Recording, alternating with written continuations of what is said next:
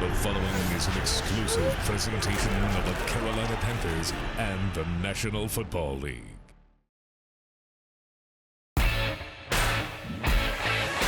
On this special episode of the Panthers Huddle, get to know the 2026 Panthers draft class. Plus, we sit down with GM Dan Morgan in the very room where all the big decisions were made. And Big Game Bobby is here. Robert Hunt drops by the studio to chat with Kristen and T.D. Welcome inside the Panthers Huddle. Let's go! Hey everyone, we're so happy that you join us for this special edition of the Panthers Huddle. Kristen Balboni alongside my co-host and Panthers legend Thomas Davis. TD, let's start with this draft. Now, I thought it was a good draft, but what did you think about it overall? I loved it after the fact. So this is one of those drafts where you see the names get called, you see the guys that we picked, and it's like, wait, what?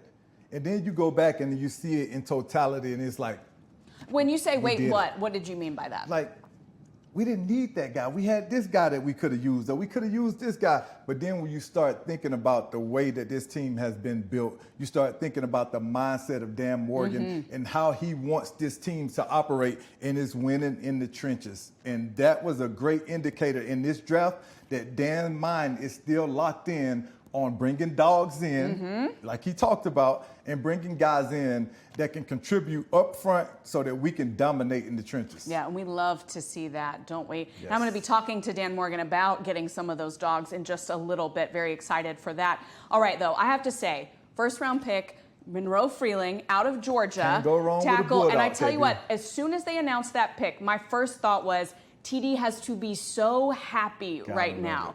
And look, nobody knows Georgia as well as you do, so tell me about this guy. Listen, Monroe Freeland is a guy, he had to sit and wait his turn. Georgia has had a slew of guys that have been in the rotation, that have gone and got drafted. We know that they drafted a lot of guys, but Monroe Freeland is a guy that has learned. He's gotten better every single year that he's been at Georgia, and he has so much upside. Look at the 9.9 raw score. That's out of 10, KB. So it don't get too much better than that. So that just really shows you just how athletic this kid is. And to me, it's like another Jordan Gross. If he can reach that Jordan Gross potential, then we got a perennial All-Pro. We got a guy that I know is going to be special for us for a very long time. And I believe that Monroe Freeland has that kind of athleticism to get that done. Well, you were talking about that score. I was looking at 6'7", 315. That's a grown man. What does that do when you have a guy like that out there? And like you said, he's athletic too. Listen, long arms, he's athletic, he's capable of keeping guys off of his quarterback. And no better indicator than that, him at Georgia only giving up 1 sack over his college career. So I think that's a huge indicator of what kind of player we're getting. Not only did he get to compete against some of the best guys in practice, he gets to go against some of the best guys on Saturday playing against guys in the SEC. And he's going to have that same opportunity playing at left tackle, playing in the NFL. And I know without a doubt, he's going to be up for the challenge. I want to talk about the second-round pick now. Lee Hunter. Panthers traded up 2 spots just to make sure they could get him. What do you see from him? Listen, a big-bodied man and a guy that can come in and help DB out. I talked about it earlier in the year. We lost one of our big guys, so we made sure that we added that weight back to that line because at the end of the day, you got to have guys that can keep your linebackers clean. We brought in some marquee free agents at linebacker, so we got to make sure that those guys are able to stay clean. And what better way to do it than putting big bodies in front of them? And Lee the Fridge Hunter is a big body, KB. You don't come away with a nickname, the Fridge, and not be a big man. No, you're not the toaster or anything like that. And I love that, because we traded up 2 spots for him, he said, you can see it right there, he said, I'm ready to run through a brick wall for them. A little bit different the way he said it, but he said that meant so much to him that they wanted him that badly that they were going to make sure that they didn't lose him. KB, for any player, once you see a team invest that kind of draft capital, when they say, and I know it wasn't a ton given up, but there was something given up to move up for a team to say, hey, you know what? We have this much confidence and value in you that we're going to give up a spot or a round in the draft to move up to make sure that we're able to take you so nobody else steals you. Yeah. So as a player, you are extremely confident and you walk away knowing that this team absolutely wanted me. It wasn't a situation where I just fell to them. And look, last year you famously predicted Tetero and McMillan when we thought they were going to go defense in the first round. And this year on the draft show, you came out and you said they need a wide body. And the fridge. Dan, I'm starting to think that you're listening to me, so I'm just going to start throwing things out there and see what kind of happens, KB, because at the end of the day, you start saying certain things, we never really know what's going to happen. Talked about T-Mac, we went out and we got him, and we saw how that played out. Yeah. Offensive Rookie of the Year, and now let's see if we can predict this and get Big Boy a Defensive Player of the Year type, Rookie of the Year type deal. I love it. I love it. And they're calling you Nostradamus here back behind the scenes. All right, we have got plenty more draft coverage coming your way, so stay with us. Coming up, Dan Morgan joins Kristen Balboni for an exclusive interview from inside the draft room on the Panthers Huddle. This exclusive presentation of the Carolina Panthers Television Network is brought to you in part by Bank of America, the official bank of the Carolina Panthers. Well, awesome. Hey, have fun. Enjoy this time with this moment with your family and your friends. I will. All right, brother. All right, love you. Love you too. Congrats, man. So excited now to be joined by Panthers GM Dan Morgan. Dan, we just saw what was my favorite moment of the draft, which is Monroe Freeling saying "I love you" at the end of his call. What was your reaction to that? I didn't hear him say it at first, but then once I figured out that he said "I love you," I was like, "Did he just say I love you?" So yeah, it was funny. He's got a great personality, great kid. So we're lucky to have him. Yeah, it was great to see him in the building. Definitely. And as he's going to be a part of this team. This is the second straight year that Pro Football Focus has rated the draft an A+. I remember talking to you about it last year. I know that's not something that you are concerned about, but what I'm wondering is, what do you rate this draft? I think we walked out of the draft really happy. We got the guys that we targeted. Obviously, you're not going to hit on every pick that you think you're going to get at the time, but we feel really good about the guys that we got. Not only great players, but great culture fits for us and what we're about here. So thought it went really good. Is it safe to say that the draft board fell the way you wanted it to? Yeah, it did. I think at every pick we got our guy that was, best available player at the time. So, that's what we want to do here. We want to build the board to where we're able to take the best player available at the time. And I think as long as we stick with that, I think things always work out. Speaking of best player available at the time, in the second round, you traded up 2 picks to get Lee Hunter. Can you talk to me about why that was? Yeah, so sitting there, Lee was kind of standing out there up in the second round, and I was just concerned that maybe somebody would jump us and get him, even though it was 2 picks above us. I was a little nervous, so I'm like, hey, let's just go get our guy. Let's guarantee that we get our guy, and that's why we jumped up. And I saw his post-game press conference where he was just over the moon that that they came up in 2 picks just to have me and the bond that creates. Was there a moment on the other side of things where patience paid off and maybe you got someone that you didn't think would be there? Yeah, I mean, I think you can talk about Zakee Wheatley, Sam Hecht, 2 guys that we thought really highly of. We thought they'd be gone by the time that we picked them, and we were lucky that they were there, and we were actually surprised that they were there too, because they were 2 guys that we thought were really good players and some of the top players at their position. So for us to be able to get them at the value that we got them, I thought it worked out really well. Speaking of them, I'm going to give you all of the guys that you drafted, and I'm hoping that you can give me 1 or 2 words to describe each of them. So, of course, starting with Monroe Freeling. You want just a couple words? I got a lot of words. Yeah, absolutely. Yeah. I mean, obviously he's huge. He's big, he's long, he's athletic, and I think he's everything you want in a tackle in the league. To have that size and athleticism, it's hard to find. So we're lucky to have him.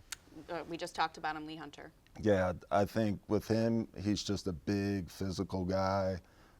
He plays the way that we want our D tackles to play. He plays violent.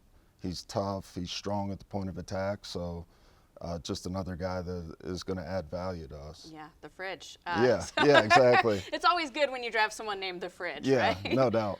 Moving now to the third round, Chris Brazzell. Yeah, Chris, long, rangy, really good body control, really good adjust skills, and he's fast. He's big and he's fast. He can make plays down the field, and he can run routes underneath. So, yeah, just a big, long, rangy guy to add to our wideout room. All right, moving now to Will Lee III. Yeah, I think first and foremost, he's competitive. He's super competitive. He's tough. He's physical with wideouts at the line of scrimmage, and he can tackle. So those are all things that we really value out of our corners, and he's going to, again, another guy that's going to bring a lot of value to that room. All right, you mentioned him a little bit earlier, Sam Hecht. Yes, Sam, I think he's first and foremost super smart. He's tough. He's just really good with angles.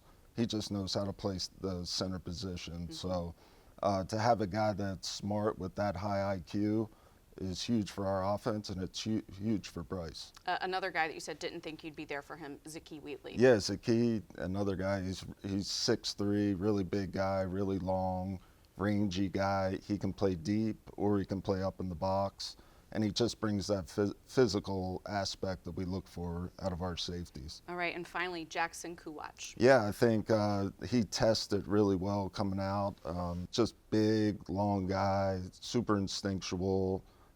Has a lot of range, and I think he's going to add a lot of value to that linebacker room and a lot of competition, which is what we wanted to do at every position. Just out of curiosity, how many guys do you think that the front office and scouts look at for a draft? I mean, we look at thousands. That's amazing. amazing. I mean, we start with, thousands of guys that we go through, we talk about, and then we whittle it down to, say 150 guys at the end. So it's a lot of work. It's a long process, but at the end of the day, it's really worth it.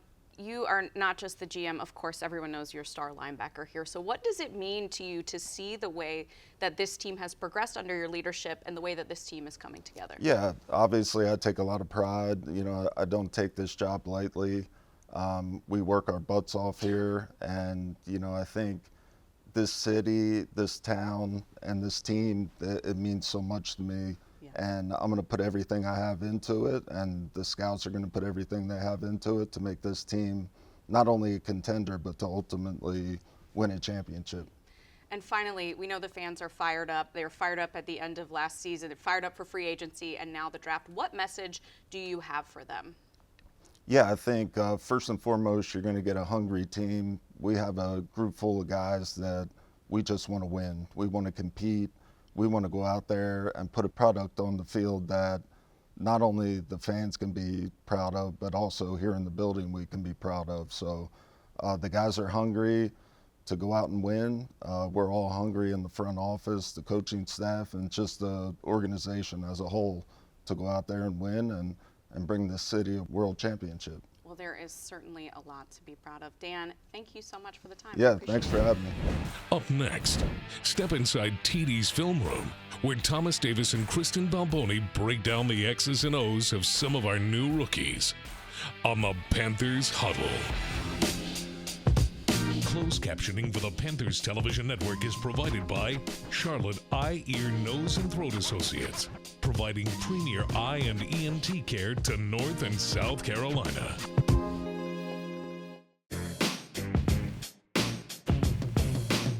All right, now it's time to step inside TD's film room, always one of my favorite segments. And of course, we are going to be talking about the Georgia, should I say Georgia man? I was going to say Georgia boy. He's a grown man. Georgia man, Monroe Freeling. What do you got for us today? KB, when defenses line up and we have a team pinned deep on the 1 yard line, we're salivating because now we're trying to make them jump outside. Well, they're going to try to make us jump outside so they can get some extra room. But we're trying to force them into a safety. And Georgia does something on this play right here that shows me that they have a ton of confidence in the big man. So right here, we're going to highlight exactly what Monroe Freeland is on this play. As you get ready to see it, we're going to spotlight him. He's the biggest guy out there right now. You see him towering over everybody else. But as we clear this play up, they're backed up on their own goal line. So right now, The objective for this defense is to try to force them into a safety.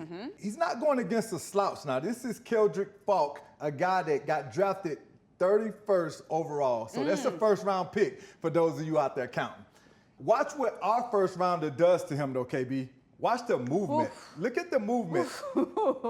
And one of the notes on him, KB, was he struggled in the run game. He struggled some in the run game. He was really good in the pass protection. But right here, against another first-round pick, he dominated him on this play. Keldrick Falk's not supposed to go backwards like that, right? He's not supposed to go backwards at all, especially, KB, on the 1 yard line. Defensively, we should be firing off and getting after the offense, but Monroe Freeland took it to him on that play. All right, you talk about building in the trenches, so let's go over to the defensive side now and talk about Lee Hunter, the Fridge. Listen, you have a nickname, the Fridge. You gotta be plugging stuff up in the middle, KB. You gotta be wreaking havoc, and that's exactly what he does on this play. Lee is a big man, and he plays big, KB.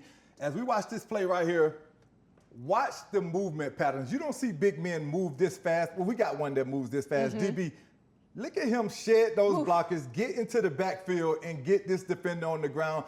This is what you expect when you select a guy that high. In the second round, you want to make sure that you're bringing somebody in that you don't necessarily have to take off the field on third down. Once you get sacks in this league, that's where the big money comes at. So we're starting about making sure that he's doing his job and stopping the run like he was able to do on that play right there. Like you said, cannot wait to see he and DB line up together. Special, it is KB. going to be special. It's That's going to be right. scary. Yes. Not special. Yes. Let's talk about the third round pick, Chris Brazzell. So we were just talking to Dan Morgan in the draft room, and he said, look, he's long, rangy, and he can take the top off. So KB, what do you got for us? KB, he is absolutely all of those things, and he is a special talent.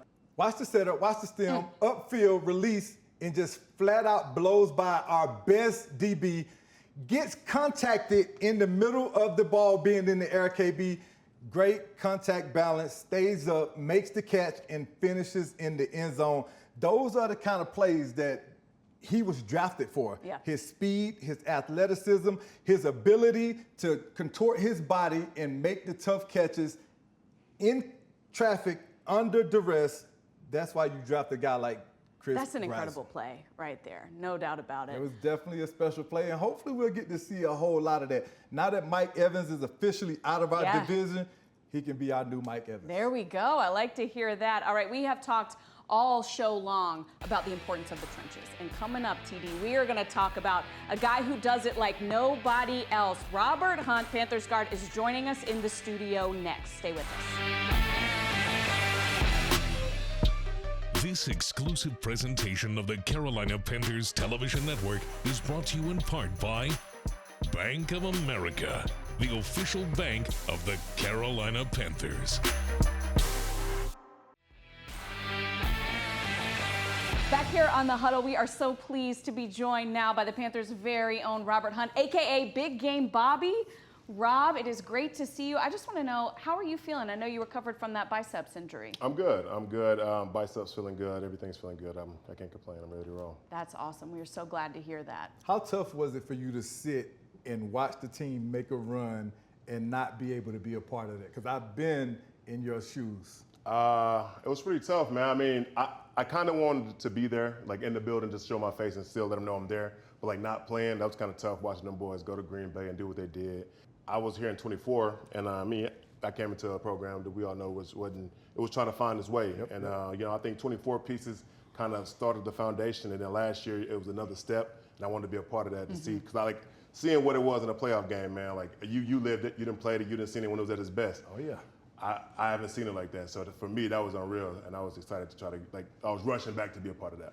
And I feel like so many times last season we were like, just wait till he's back for the full season. Just wait until he's back for the full season. So we are so excited to see that. I want to talk to you about the draft, though. So much talent on that O-line anyway, and then you see we go out and get a tackle in the first round, a center. How excited does that make you as one of the veterans in that room to just know you're adding more depth? I mean, yeah, it's really exciting. I mean, the last 2 years, we really haven't, like last year, the first year I've been in the league, and the room haven't changed at all. So everybody came back, which was cool too. But to see new guys come in, man, see these guys be able to live out their dream, it's pretty cool, man. So I'm excited to help these guys out any way I possibly can, and we'll go from there, man. I'm excited to have them. What are some of the the best information that you got from the vets when you first came into the league as a young rookie? What are some of the things that your vets told you that you feel like you use still to this day that you can impress upon these young guys? Being consistent, man. You know, I had some guys when I came in, man, that, you know, to preach the same thing, but one of my OGs, man, Teron Armstead, and, you know, he always hated going against him. He would always come to me, man, to tell me being consistent, man. If I can be consistent, I can be as good as I want to be, you know, and that's just within my game, though, because everybody's different. Everybody got different bodies. Everybody's going to play different. But if I can be consistent in what I do, I mean, the sky's the limit. So, you know, for me, what you asked, I'll pass it on to the guys. You know, just listen, we're going to coach it how we coach it. We're going to coach the technique, all that, but at the end of the day, you got to play football, you got to win. If you win, technique can get fixed later, but you got to win. So that's kind of what I preach to the young guys. Yeah, we know how close this O-line is, but, you know, how is it blocking for Bryce and for Chuba, two guys that, you know, really last season really came into their own? Yeah, no, it's cool. I mean, it's really cool seeing Bryce take the step that he's taking going up, man. Always root for him. You root for good people. He's a great dude off of the field.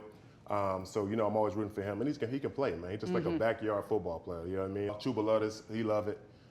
He's in here all night. He's in all day, man. And to see that reward, like, come out of it, you know what I mean, it's really good because a lot of guys do that and it don't really work that way. But he do it and it turns out to be good for him, man. So it's really good to see that work pay off. So you went to work this offseason, right? During free agency, you were one of the biggest components trying to get Jalen Phillips to come sign with Carolina. Yeah. And it actually came to fruition. Jalen Phillips, one of your former teammates. What was that like once you saw that he was coming here, and what does he bring to the table? Man, it was cool seeing him come here, man, because I know who he is. I know who he is. I know what he stands for, and I know how he go about his business. I've seen him work. I mean, he came in a year after me, so I've seen him work for 4 years, and the dude can go, man.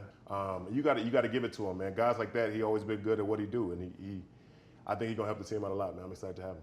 We appreciate what you did to get him here, no doubt about that. Rob, thank you so much for joining us. This was great. We will see you all back here in 2 weeks for rookie minicamp. But until then, Rob, we're going to have you do the honors. Until then, keep pounding. You've been watching the Panthers Huddle, a copyrighted presentation of the Carolina Panthers and the NFL.